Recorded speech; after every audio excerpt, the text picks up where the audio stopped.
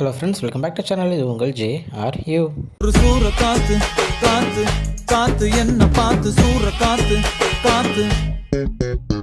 இன்றைக்கி வீடியோவில் நம்ம ரிஷப் ஷெட்டி அவருடைய படமான காந்தாரா படத்தை பற்றி தான் பார்க்க போகிறோம். ஆமாங்க, காந்தாரா படத்துடைய பாகம் 2ன்னு சொல்ல முடியாது, தி லெஜண்ட் பார்ட் 1 அப்படின்னு தான் ரிலீஸ் பண்ணியிருந்தாங்க.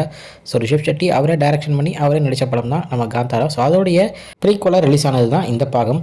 ஸோ படத்தை பற்றி சொல்லணும்னா பர்ஃபெக்ட் ஒரு பீரியாடிக் ஃபிலிமை எப்படி எடுக்கணும் அப்படின்றத ஒரு நம்ம இந்திய சினிமாக்கே காமிச்சிருக்கிறோம் தான் சொல்லணும் ரிஷப் ஷெட்டி. ஏன்னா இப்போ நம்ம பாகுபலி எடுத்துக்கலாம், பொன்னியின் செல்வன் எடுத்துக்கலாம், வெவ்வேறு விதமாக எடுத்திருப்பாங்க. பட் ஆனால் சரி ஓகே இந்த விதமாகவும் எடுக்க முடியும் அப்படின்ற மாதிரி தான் காமிச்சிருக்காரு நம்ம ரிஷப் ஷெட்டி.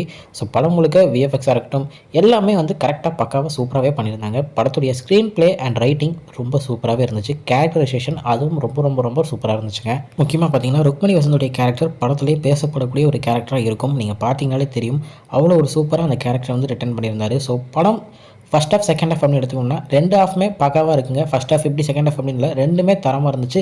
ரெண்டுமே 10க்கு 10 கொடுக்கலாம், அவ்வளோ சூப்பராக எடுத்திருந்தார்.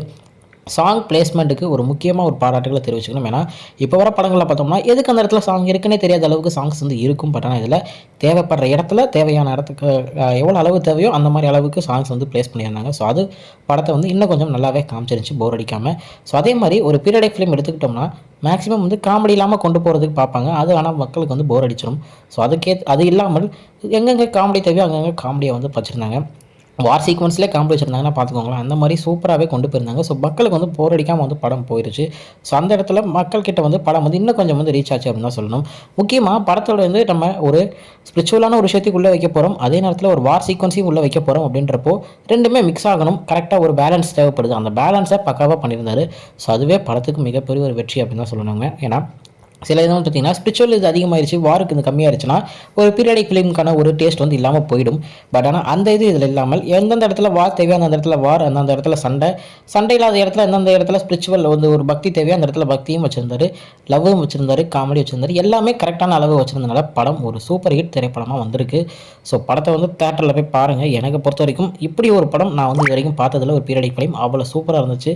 ஸோ பாருங்கள், ஃபேமிலியாக போய் பாருங்கள். பார்த்துட்டு நீங்கள் என்ன நினைக்கிறீங்க படத்தை பற்றி அப்படின்றத மறக்காமல் கமெண்டில் சொல்லுங்கள். ஸோ திருப்பி அதை தான் சொல்லிகிட்ருக்கேன். படம் ரொம்பவும் சூப்பராக இருக்குது. இங்கே லேகுன்னு இல்லாமல் எல்லா இடமுமே பக்காவாக ஒரு 2.5 hours அதாவது 2 hours 45 minutes கிட்ட படம் பார்த்ததுன்னா ஃபுல்லாகவே ரொம்ப சூப்பராகவே எங்கேஜிங்காக போச்சு. ஸோ பார்த்துட்டு எப்படி இருக்குது அப்படின்றத மறக்காம. இதுதான் நம்ம ரிஷப் ஷெட்டி அவர்களுடைய காந்தாரா படத்தை பற்றின ஒரு சின்ன ரிவ்யூ வீடியோ. இன்னொரு பார்க்குறேன். அது வரைக்கும் உங்கள்கிட்ட நடைபெறது உங்கள் Jasmine. Bye friends. Next video மறக்காமல் நம்ம சேனலை சப்ஸ்கிரைப் பண்ணிக்கோங்க. Bye bye.